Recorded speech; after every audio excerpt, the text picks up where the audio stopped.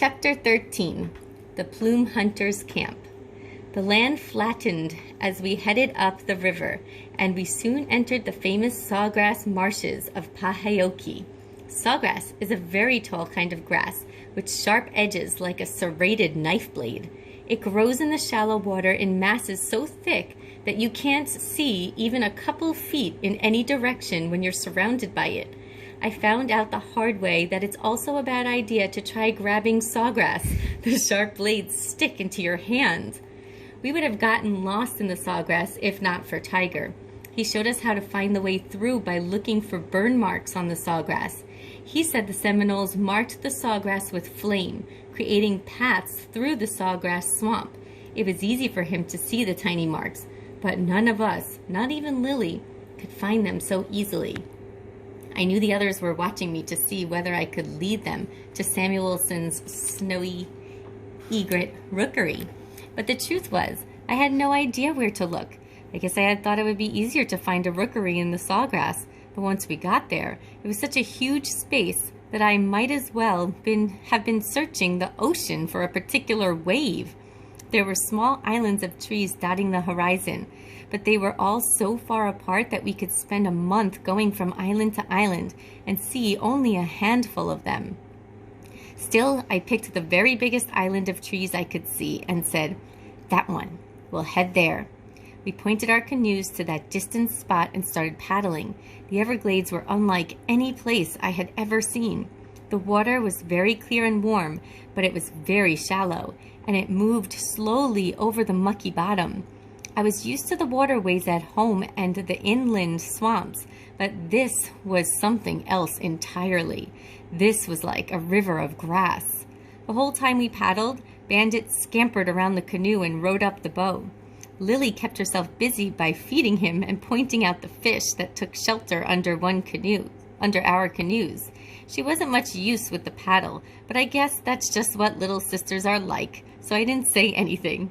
Sometimes we heard larger things in the grass around us, and we saw more than a few alligators in the water, but mostly it seemed there were only water and grass and sometimes birds flying way overhead, much too high to shoot.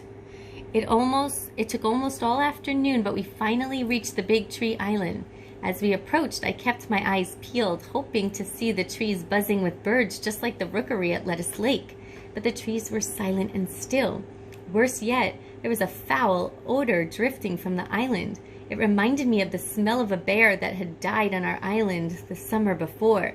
We finally had to bury the carcass so we could breathe again. I was filled with a strange dread as we pulled our canoes onto the shore and got out to explore. The smell was even stronger, and there wasn't a bird anywhere in sight. "Oh my," Lily said in a hushed voice. "Look!" "Ugh," Guy said. "That smells even to me, and my nose is plugged." There was a stack of bird carcasses almost as high as my chest just inside the trees. They had all been skinned and thrown away, just like we had done at Lettuce Lake. I couldn't tell for sure what kind of birds they were, but there were a lot of them. Many more than we had shot. "Come on," I said. "Let's just look around, then we'll go." We covered our faces with rags and explored the deserted plume hunters' camp, for that's what we had found.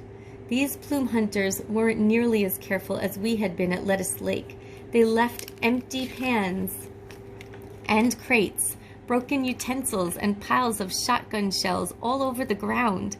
Their fire pit was full of half-burned branches they had cut from nearby trees and tried to burn green, and plants and flowers were dead where they had carelessly thrown away their lime-curing solution.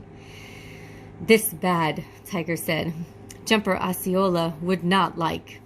"No," I said. "I guess you're right. We should get out of here." We got back into the canoes and left the dismal, dirty camp behind. Nobody was talking much, and I wondered what they were all thinking. It was the same thing every day after that. We would paddle to islands, going deeper and deeper into Pahaoki, but every time we found piles of dead birds and campsites where hunters had stayed. We slept on the damp ground at night and avoided islands that still smelled like dead birds. The only good thing that happened that week was that Guy's and Louie's colds went away. Whatever that Seminole medicine was, it had worked. But everybody was getting angry and depressed about the lack of birds. Finally, after a week of finding nothing and eating beans, I got angry as well. "I don't understand it," I said. "John Samuelson said he found a snowy egret rookery here. But how could that be? Every place here has been hunted nearly clean." "He told you it was here?" Guy said, sounding doubtful. Maybe he was lying.